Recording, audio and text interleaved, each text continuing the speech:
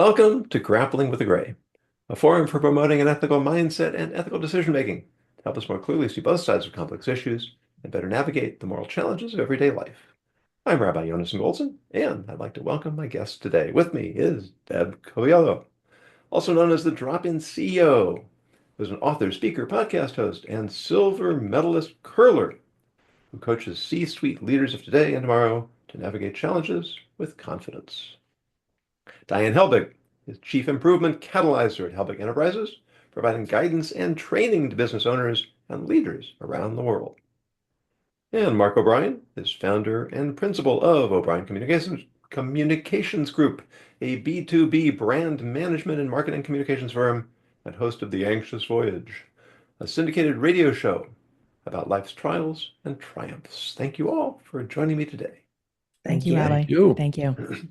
And here is today's ethics challenge. A recent headline in Politico declared, quote, "Republicans have hated universities for years. Anti-war protests gave them a reason to punish them," unquote. We can debate the merit of conservative criticisms of American universities, but headlines like this one do nothing to advance civil discourse or productive debate by suggesting those criticisms have no basis. In 2015, video maker Ami Horowitz collected 50 signatures in an hour on Yale campus, calling for the repeal of the First Amendment, which includes, ironically, the right to petition.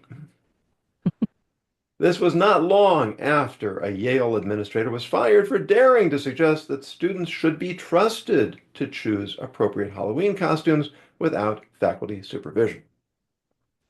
The following year, University of Chicago Dean John Ellison wrote in a letter to students, "Our commitment to academic freedom means that we do not support so-called trigger warnings. We do not cancel invited speakers because their topics might prove controversial, and we do not condone the creation of intellectual safe spaces where individuals can retreat from ideas and perspectives at odds with their own." Unfortunately, his has been a nearly lone voice in the wilderness, especially since October 7th. A horrifying rise in anti-Semitic rhetoric and violence has made university campus spaces anything but safe for Jewish students. Even if one disapproves of responses by the Trump administration, casting Republicans as perpetrators while ignoring legitimate systemic problems will only intensify polarization and extremism. How do we explain increasing unwillingness to confront issues honestly? And what can we do about it? The floor is open. Will I go first? Sure. I will weigh in on this. And again, I think we have had similar conversations around this. I do not appreciate the divisive language used in a headline. I'm just going to put it out there. I feel so much in society we should be talking about the issue, the process, the standard, the regulation, the law, etc., in a context of what is changing, what is different, what is good, what is bad.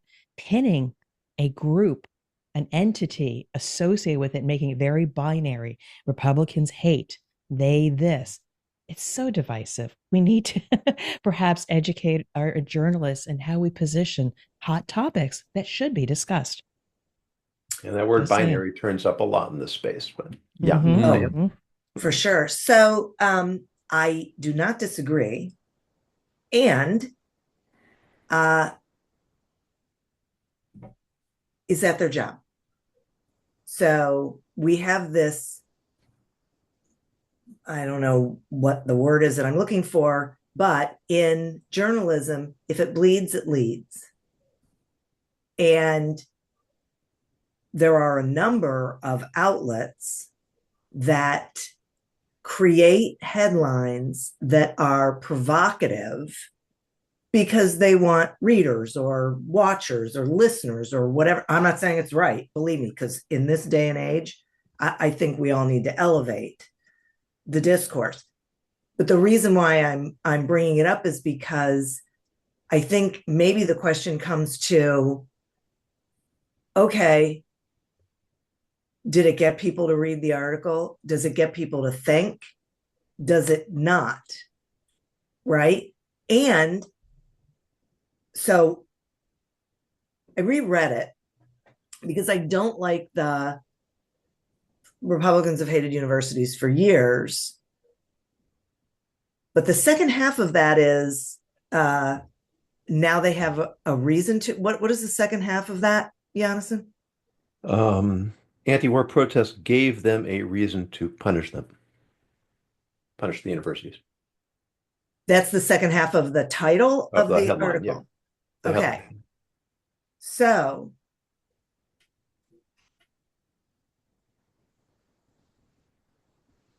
I guess my thinking is I'm not so sure that what they're saying is that Republicans are wrong. What? Another way of reading it is, okay, they hated them. Now, hey, they've got a reason, right? That Well, and What? one of the things I think we need to consider is, and not just in this article, but in general, is it okay to use an incendiary headline, assuming that's that's what a this good is, question. if it's going to get people to read a balanced article? Mm. Whether or not the articles are balanced, then we'll reframe the original question. If the headline is just representative of the same type of um, agenda-driven reporting, Sure. and that, of course, is another issue. Editorializing is fine on the editorial page. When it creeps into what are supposed to be hard news stories, then it's a whole different story. And the other point that you alluded to, Diane, is that um, papers do have a tension between being money-making enterprises and having social responsibility. And those two don't always go hand in hand. What do you think, Mark? This whole thing from the first time I read it um, started this whole sort of circle that included agendas, reality, and we can debate that, and cause and effect. So I just did a little digging. Bear with me. According to one more thing I want to say is I think it's naive to think that news outlets don't have political agendas. So let's hold on to that one. According to a 2016-2017 survey by UCLA researchers, the liberal to conservative ratio among American college professors is 5-1. Another study by Mitchell Langbert and Sean Stevens found the Democrat to Republican ratio of 8-1 and a political donor ratio of 95-1. Mm-hmm. So I actually have four other items. I won't attempt to read them right now, but if we look at that reality, Mm-hmm.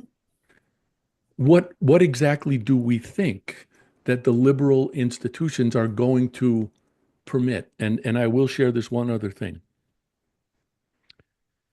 Many professors spend class time indoctrinating students with their views, which are often leftist or even socialist.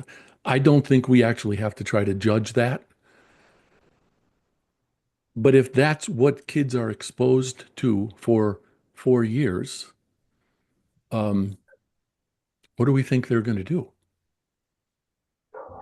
One of I my think favorite moments is the beginning of Jonathan Haidt's first TED Talk, where he asked the audience to identify themselves as Republican or conservative and Democrat liberal. And it was overwhelmingly Democrat and liberal. And he said, this is a problem. And he said, and it would be a problem if it were the other way.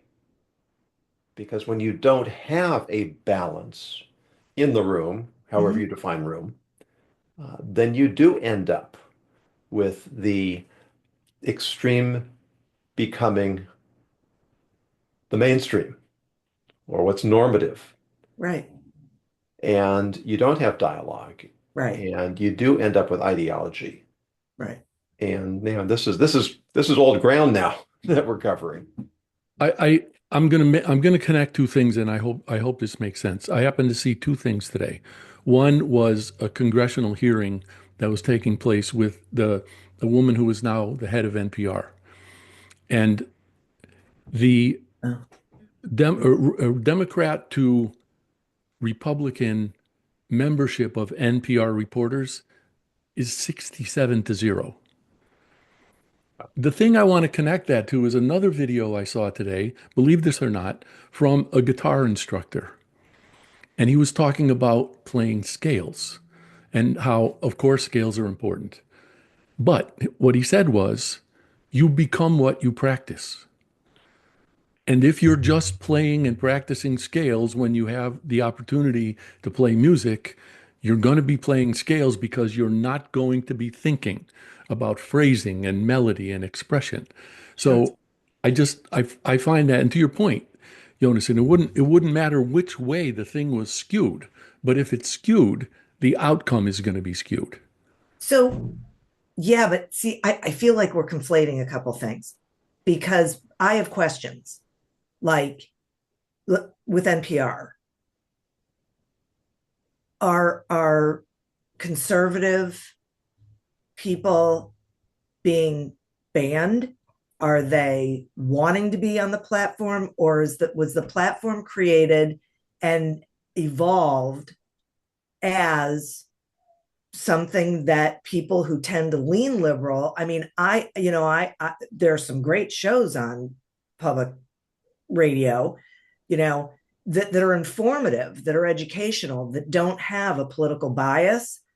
I love hearing the names afterwards because so many of them are, Jewish. And I think, wow, they're probably, but I feel like we're, so I sit on a board of an organization and we get complaints that our board isn't diverse enough, which it is not.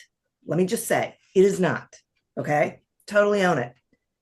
But we don't have diverse people applying to be on the board. So I go out to our membership and encourage everybody to apply to the board, because if you don't apply, you're not going to get, we're not, I mean, what?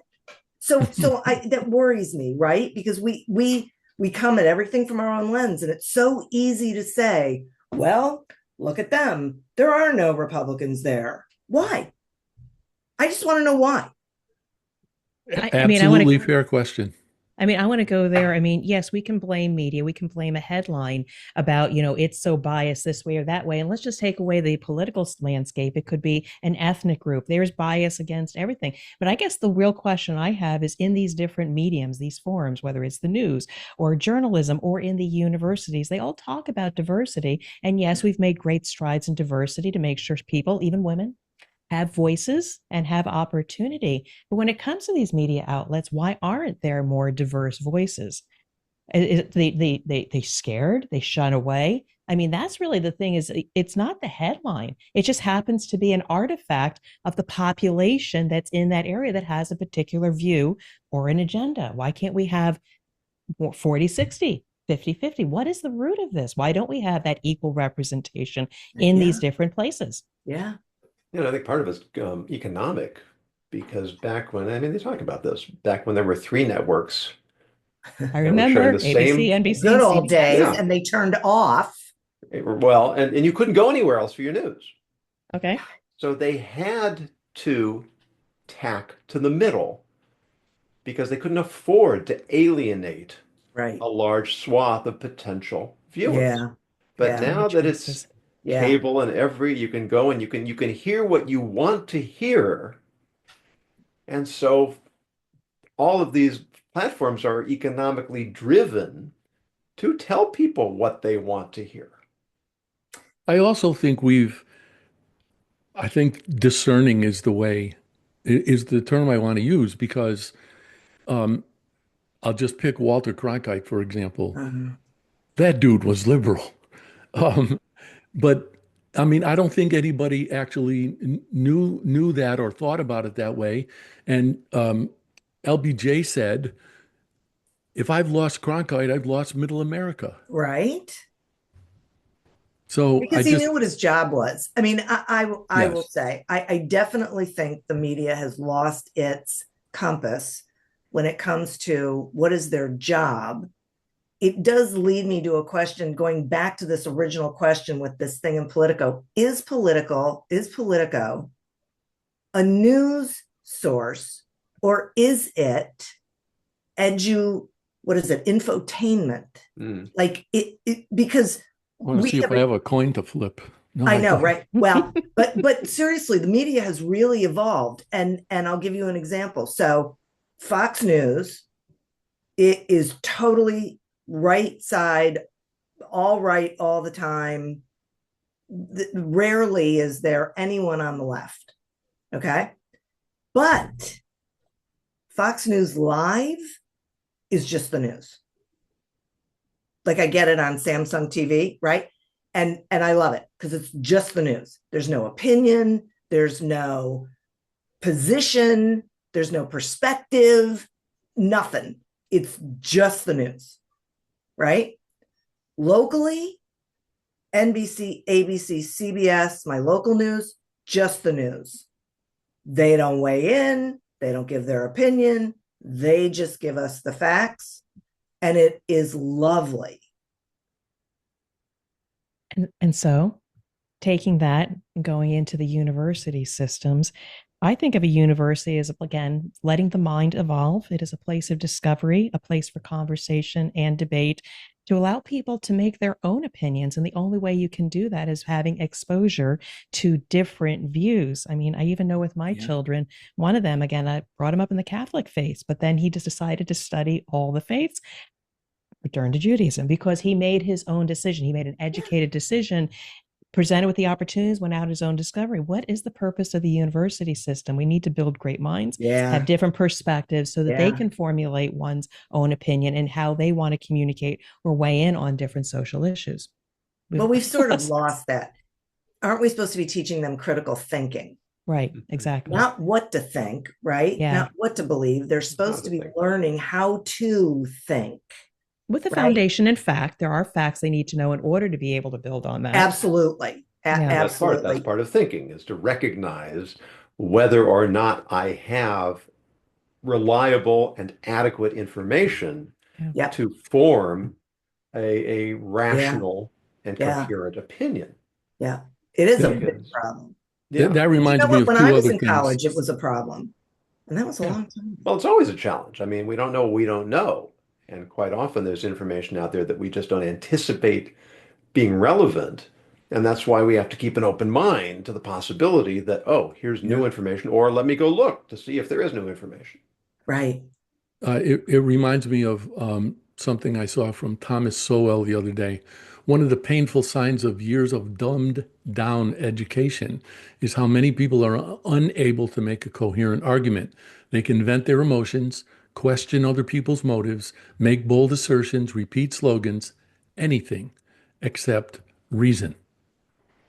Yeah, that's so true. And that, I think, speaks directly to your point, Deb. I mean, that was the point of the university, wasn't it? Yes. I mean, again, during one of the political cycles, when I expressed my opinion on what I preferred, and they said, why do you think that way? It was very divisive. Like, you know, how could you, based on your profile, you should be thinking this way. And just in the delivery, immediately that triggered me. Like, I don't want to engage in this. But then I said, well, here's why I think this candidate is one I prefer. Like leave it. Well, how can you think that way? It was very binary versus help me to understand. And then I try to explain from my perspective, this is how this impacts my life. And they weren't open enough to understand my life, my reality, my perspective is true. And they couldn't accept that. It's like all discussion or curiosity or meeting one's halfway is gone. I know. And that's a bigger societal problem. I agree. I totally agree. I had great fun this morning indulging my inner sadist when I gave an exam to my 11th grade students. And when they got to the essay questions, there was this sudden outburst of horror and panic and indignation and accusation because the questions were not taken word for word from the review sheet. I was asking them to reference other information and I was asking them to draw conclusions and make comparisons. Wait a minute. And the most evil 5-letter word of all, think. Yeah. But funny, because after a few minutes, they kind of settled down and got to work. Sure. We'll see what happens. Yeah. But yeah. I mean, just know, as much as we complain about this, or we may not come to any conclusion, Giannis, and you have an opportunity to shape the minds of our future. Yeah. So fight that battle, help them to discover how to think and not accept narratives and formulate their own opinions. Yeah. And by the way, if that doesn't work, Jonas, and we're going to blame you. Because that's what we do. Right. No pressure. And Deb, you used the term binary before. One of the things that absolutely boggles my mind, and I think we're getting at an explanation for it, but how did we get to the point at which there's only right and wrong? There's no other consideration. I was in a conversation on Zoom the other day, a week or so ago, and the gentleman who was leading the conversation is getting a PhD in human resources. Which is unimaginable to me, but I'm not doing it. Whatever. And one of the questions that he posed was, how do you present? If you're in a group of people, how do you present? He didn't mean, what do you represent? He meant, how do you present? And my response to the question was, I present curious. I want to know. And then later, I asked, he thought I was asking him directly. I was asking it to other people in the room. I said, do you think it's possible to be curious without love? And he said, no. I'm not sorry. He said, yes, sorry. And I almost fell out of my chair because I'm thinking, how can you be curious? What is your motivation to be curious if you don't have, and maybe love's a little extreme, but if you don't have some regard for the person you're extending your curiosity to? I don't get that. You have to care. You have to have regard. I love the word regard. You have to have respect and regard for other people. And that feels like that's some of what is not there. It's connection. Yeah. Connection at the core. You're all humans. We all came from, regardless of your science or religious views, there was an origin. We're all somehow connected. There's a lot of us that's more in common than divides us. Yet somehow in today's narrative or what have you, we are divided because it's one way. I mean, again, I'll throw it's power, it's control, it's money, it's all of that. But I think at some point along the way, maybe it'll take, again, another pandemic or some kind of major crisis where things are going to reset. I hope things will reset at one point, because I did read a book and I interviewed somebody where we're getting into a place where there's so much information overload. We don't know what to trust. So now we just trust whoever has the strongest narrative. And over time, and that's how societies implode.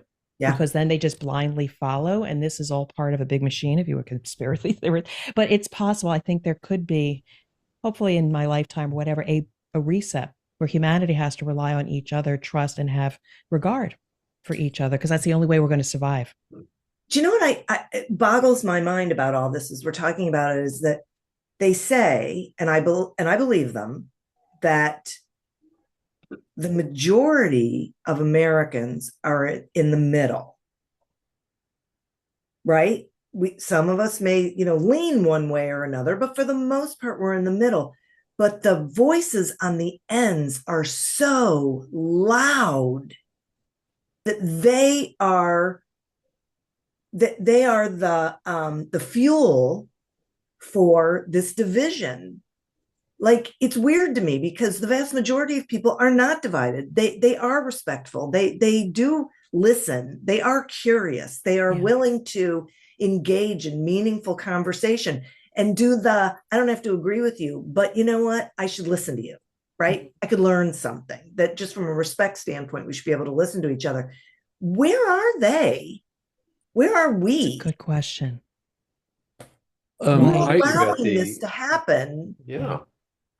I mean, When you you said have a when you said system. regard, Diane, the word that went through my head was respect. And so Absolutely. I wonder what happened to respect. And I can remember, oh, this has got to be a solid 35 years ago.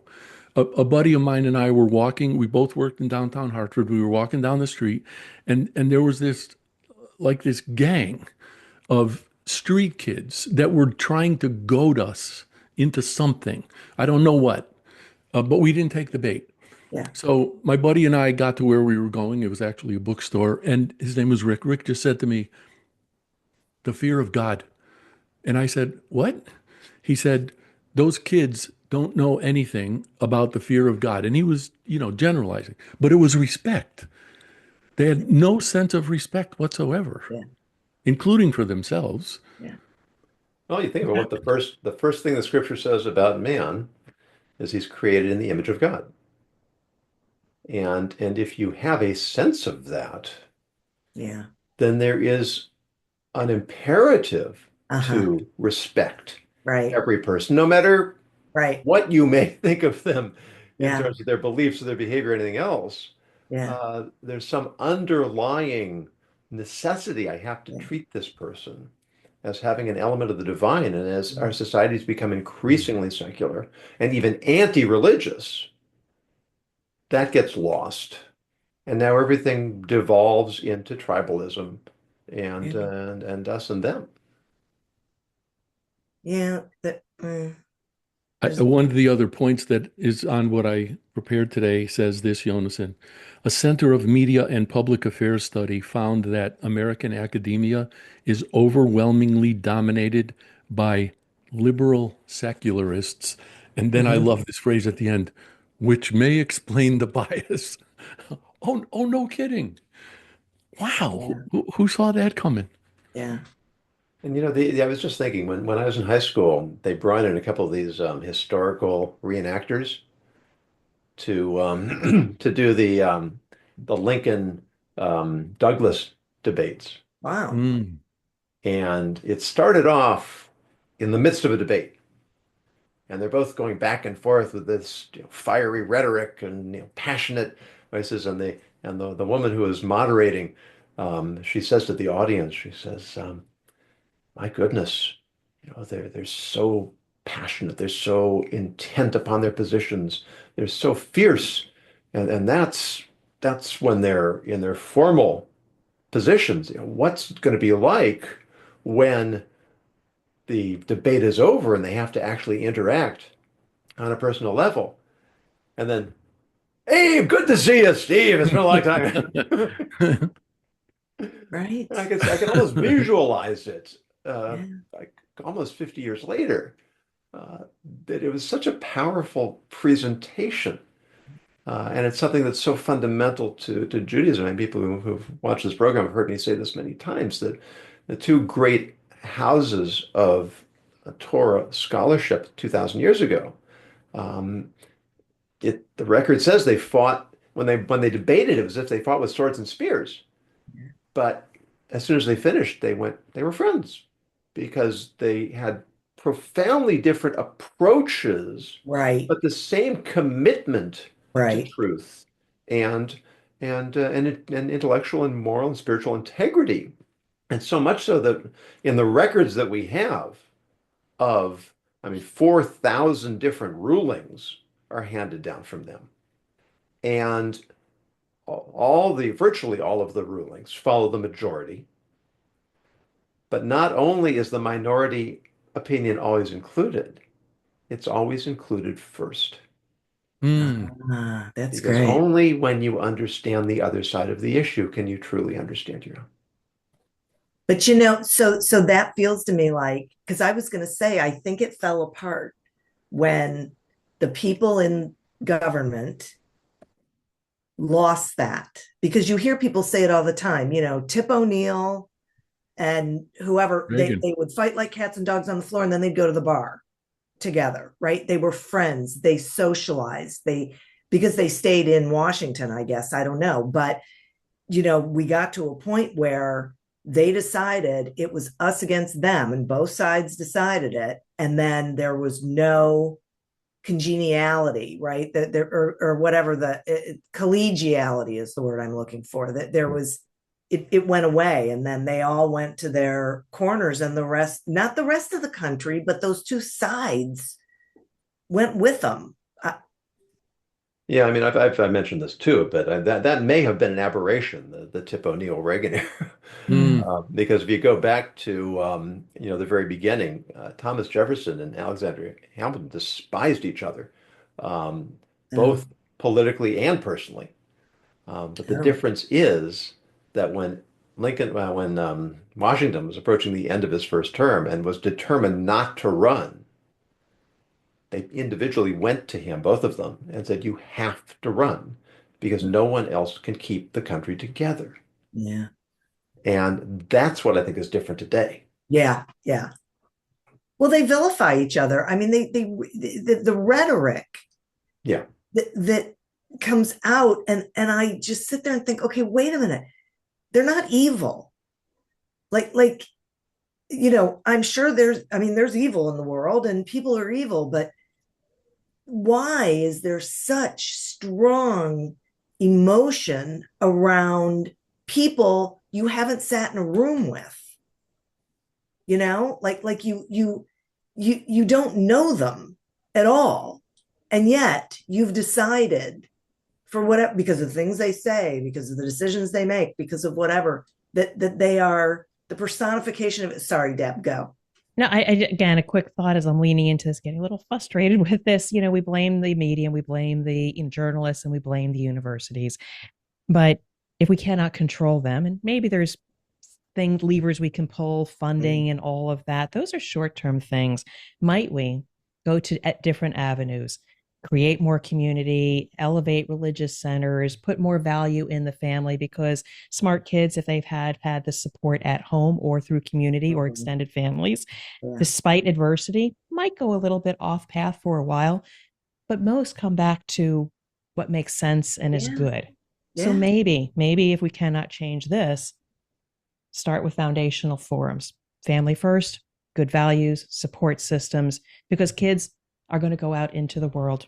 They're going to have faced with challenge. Even if we didn't have these issues, they're going to have other lessons. Right now, it's a scapegoat to blame the media and blame universities, but maybe we focus our energies elsewhere in religion, community, and at home. And stop I find that challenging. I mean, I totally agree with you. Yeah. And here's the challenge that I have. Okay. Who defines family? Oh, however you want it to be. It could be grandparents. But we have this huge debate going, or this division, I will say. It's not even a debate. Support system for our youth, the support systems, whatever that looks like, that instills values. I agree with you. Oh, yeah. Deb, I totally agree with you. Believe me, I totally agree with you. My concern is, I think part of the reason why this isn't happening is because different people are defining support system, community, family in different ways, and they're fighting each other about it. They're deciding it's a hill they want to die on, and they are, and I mean, I'll just say it, okay? For me, a family unit is a group of people who love and support each other, hold each other accountable, teach each other, whatever. Okay. I don't care if it's two moms. I don't care if it's a man in a dress.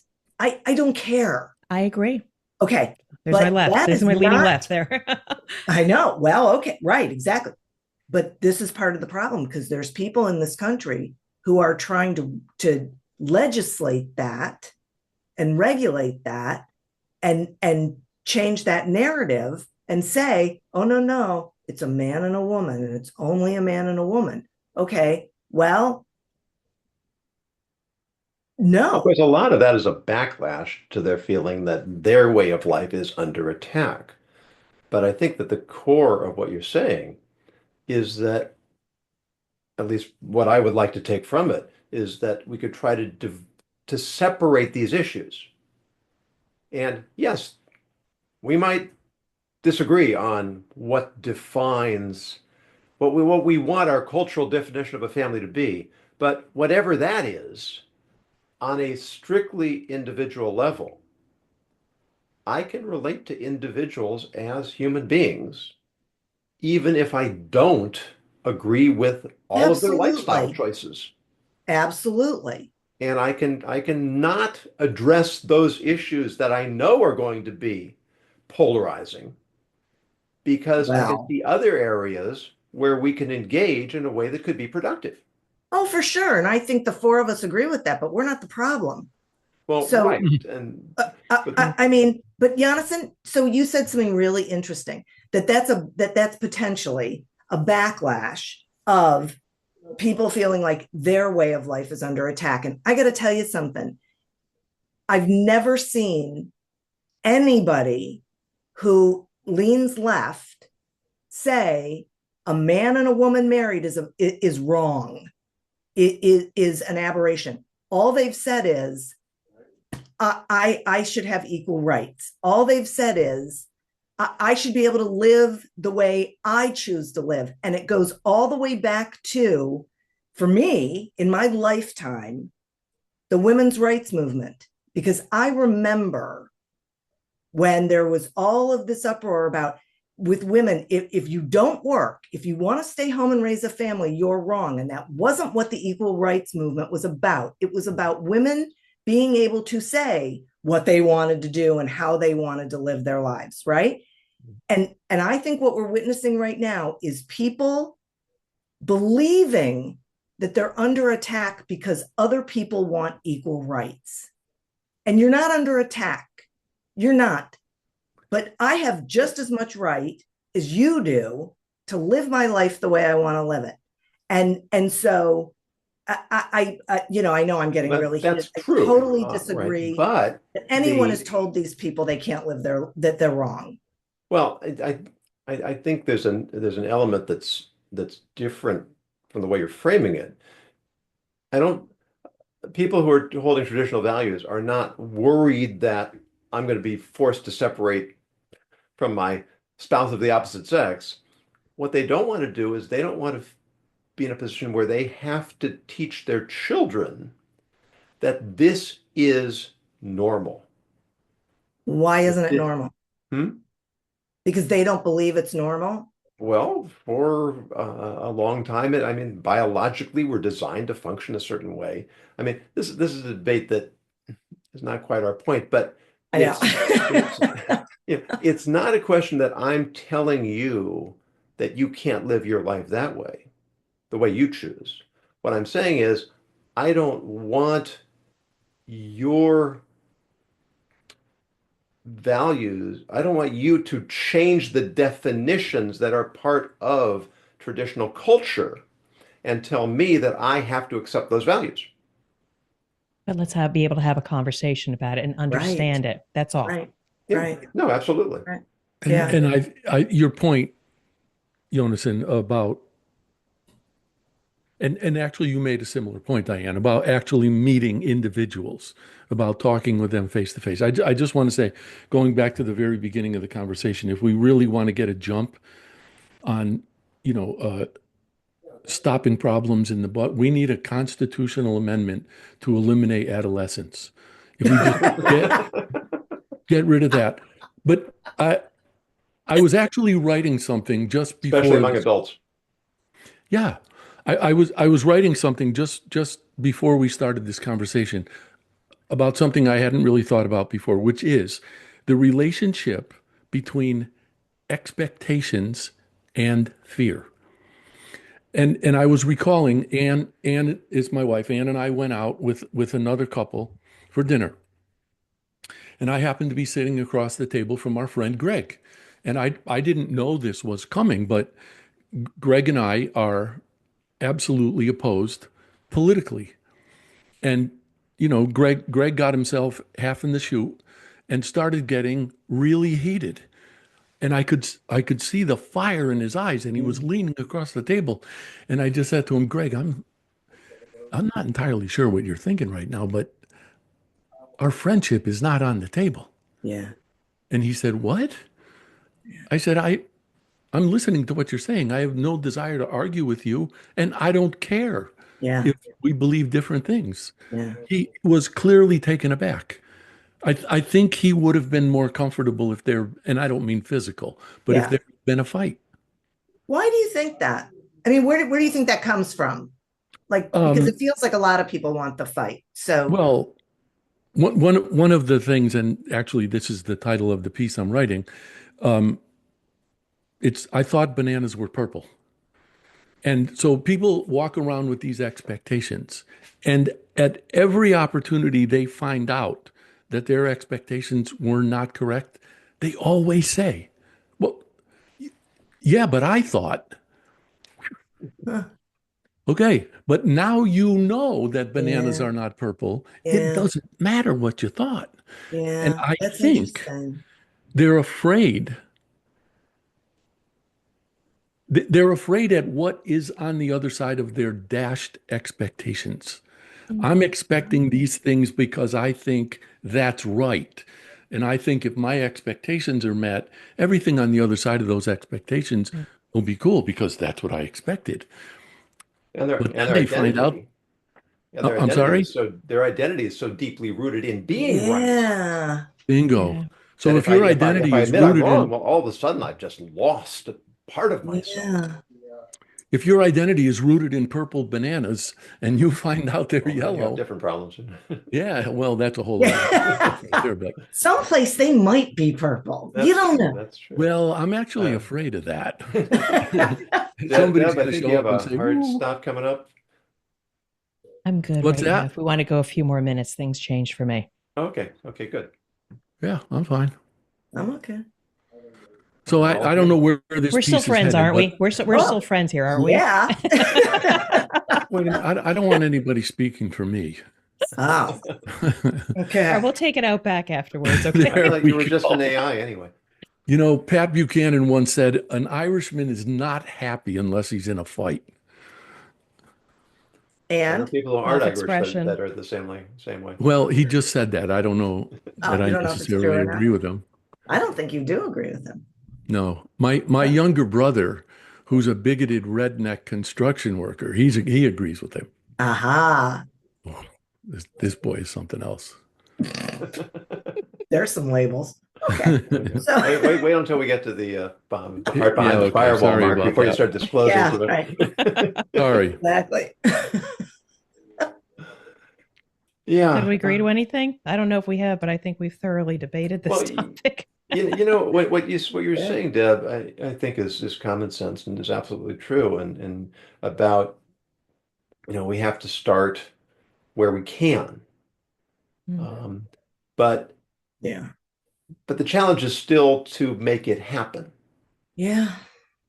to engage people that we don't necessarily agree with in Congress, to create forums where I mean this was done in Yeah. Israel a number of years ago between the well, what the media likes to call the ultra-Orthodox community and the secular community. And they were just get-togethers. No religion, no politics, no philosophy, no ideology. We're just going to get together. We'll talk about our kids. We'll talk about our work. We'll talk about, the weather. We'll Yeah. just discover, oh, you're a human being. You're not a fire-breathing zealot who wants to destroy the world. Yeah. And then you can move on. Okay, now that we've established that Yeah. respect, that regard, Right. sense of human dignity, Yep. and now maybe we could start to talk about things that are a little more challenging. Yeah. But I think we need to look for ways to create those situations. There's a woman who's doing wonderful work. Her name is Brooke Detterline, and she has an organization called Moral Courage. And what they do is they train young people. They role play having these kinds of conversations Wow. so that when they find themselves confronting people who hold very different views, they're Yeah. not afraid of that they're lacking the ability to articulate their own positions, and they're more willing to engage in a conversation that can prove productive. Yeah. And I think that's part of, I know I feel sometimes. It's like I just don't have the strength right now to Mhm. get into this. I was in the airport. I think I just mentioned this in the last program. I was in the airport waiting for a flight, and I heard voices getting raised a little bit. So I started paying attention. And there was this fellow, he looked to be 40-ish, talking to a group of teenagers. And he was saying, this is the difference between me and you. I listen to you explain your point of view. But as soon as I start explaining mine, you say you don't want to talk about it. Uh-huh. And so I was Uh-huh. getting on the plane. I gave him a verbal fist bump, because that may be the first time these kids ever heard that. Yeah. And I want to say, Deb, I agree with you, because I do think that everything is cyclical. And we watched a wonderful documentary the other night called The Booksellers.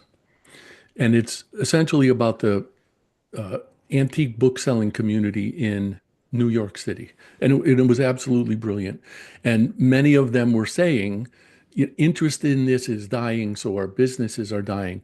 But there's a guy, I don't, if you ever watch Antiques Roadshow, Oh, yeah. he's Yeah. on there all the time. His name is Nicholas Lowry, and he always wears really loud plaid suits.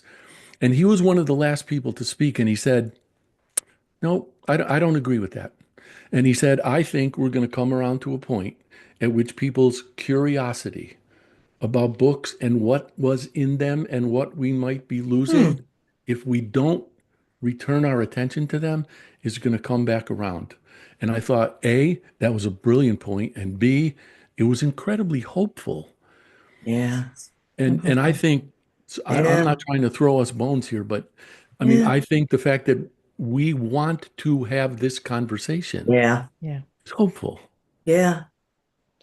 Boy, I so appreciate that those perspectives because so many times I am not, and I'm usually positive, but there's a lot going on that I just feel, wow, I don't know how we get there, but it is about having these sorts of conversations and engaging one to one and smaller, safer, I guess, environments, and trying. And And so I will share this on the subject of the way I'll put it is every stereotype breaks down at the level of individual. For a while, I was sort of interim executive director of a literacy volunteers group. And the lion's share of the students who used the services of our tutors were illegal aliens. And someone in another social services group in our community wanted to start featuring these people in some kind of publicly accessible messaging. And it didn't matter at that point what my political leanings were. What mattered was my responsibility as the executive director of this program. And I said to that woman, no, I can't out these folks who depend on this program. And I didn't say this, but depend on me Mhm. to not be like even indirectly a whistleblower. Yeah. Yeah, that's interesting. I want to actually show you one thing. I that's want to know actually, how he Mark. squared that knot. Well, that's that kind of compartmentalization, I think, has a lot to do Yeah. with what we were talking about earlier. Yeah, it is. Is Yeah. that I have my core values, and I frequently reference one of my regular guests here, Scott Mason, who is gay, and the first time I had him on the show with my former show with my former co-host Margarita, um, he and I had a conversation that she moderated about how somebody who comes from biblical values can have a cordial, civil, caring relationship with somebody who is living in a way that's inconsistent with those values. Yeah. And it's really, I think, the segment I'm proudest of in all of my podcasting, because without apologetics, without I hate the word judgmentalism, I, Hmm. but able to have a respectful. Yeah. These are my values, and yet I can still respect you as a human being. I can see your good qualities. I can compartmentalize Yeah. between certain elements of your lifestyle that I can't endorse Right. and the much larger part of you Yes. whose humanity I can admire. Yes. Beautifully said. I just went to grab this. I was in the office that I used when I was at this volunteer group, and I heard something that sounded really, really familiar to me. So I walked out of the office, and there was a conference table there, and there was a tutor sitting at the table with a Hispanic woman. And it sounded so familiar because this tutor was reading this. Oh, how great. It That's turned so out, great. it turned out that the woman was a medical doctor from Ecuador. Wow. And I'm thinking, this woman cares enough about being here that she's reading my children's book to try to learn the language. It was Yeah. humbling and eye-opening. Yeah. Beautiful. Yeah. So it's looking for the commonalities, right? We said this before, and it's so true. It's first, let's figure out what we have in common and what we can agree on, and then we can have a conversation if we want to about what we don't agree on. I find myself siding with Jonas in that we need to recognize the divine in each of us, and then things start Go to from get easy. there. And whatever I agree. language you want to use to get there. Yeah. I am Yeah. pleased, sort of in the line of your sharing about your book, Marco, and we've been followed in the comments by Aya, who clearly has been reading some of my articles because she quoted my reformulation of DEI as diversity, ethics, and inclusion. Nice. Love that. Love that it. equity element, I think, ends up creating a lot of tension and conflict. And That's against them. but ethics, it's so great because if everyone looked at things from an ethical standpoint, it would all fall into place. Sure, and you still You don't need need that the language. diversity. You still need the diversity of thought. Yeah, right. Right. And then we Wow, can, that just circled it all the way back to the Yep. universities and not. all right. Any No. final thoughts?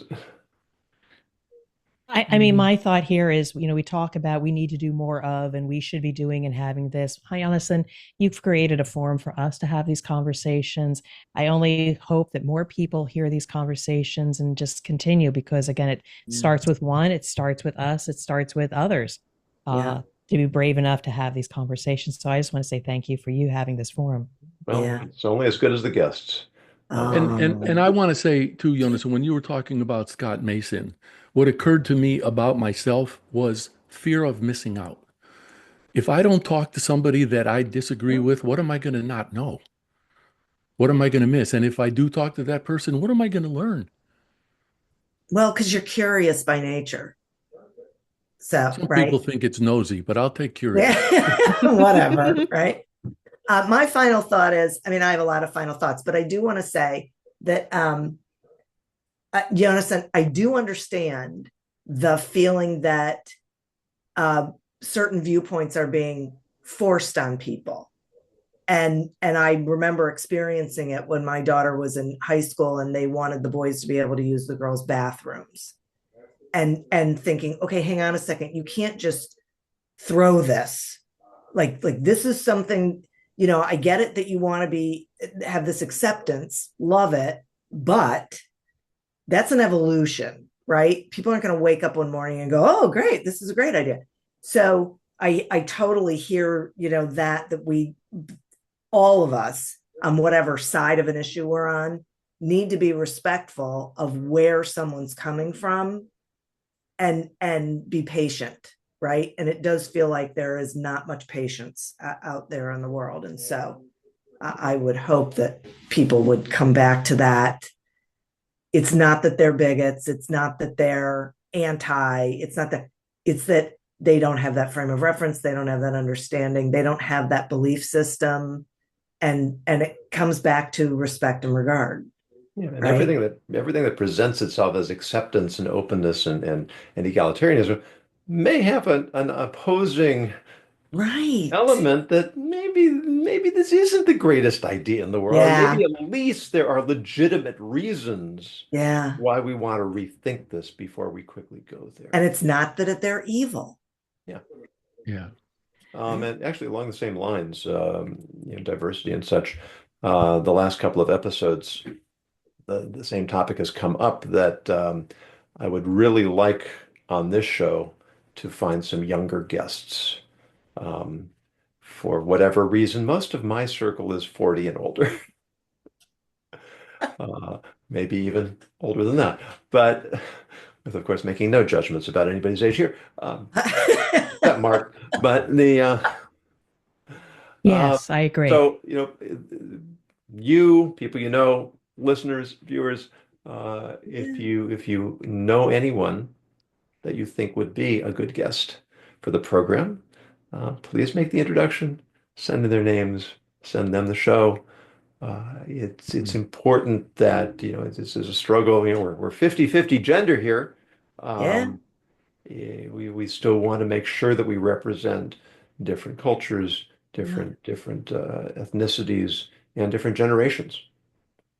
And we had a whole show about Gen Z where we were all boomers and Gen X, and there was a little bit of irony I love in that. choosing that particular topic.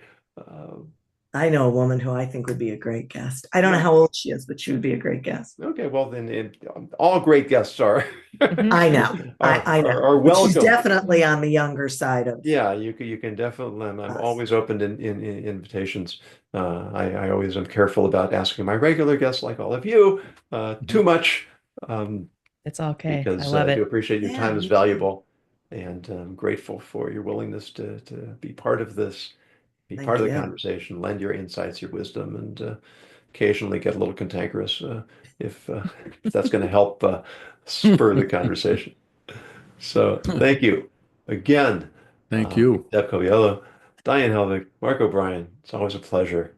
For those of you who are watching or listening, if you have a topic you'd like us to take up or a guest you'd like to suggest, please go to my website, ethicsninja.com. Use the contact information. Submit your idea if it's compelling. We'll take it up. If you would like to hear some of the backstage conversations that go on after the formal part of the show is over, go to my Substack and you can look into becoming a premium member. And until next time, as always, we encourage you to continue grappling with the gray.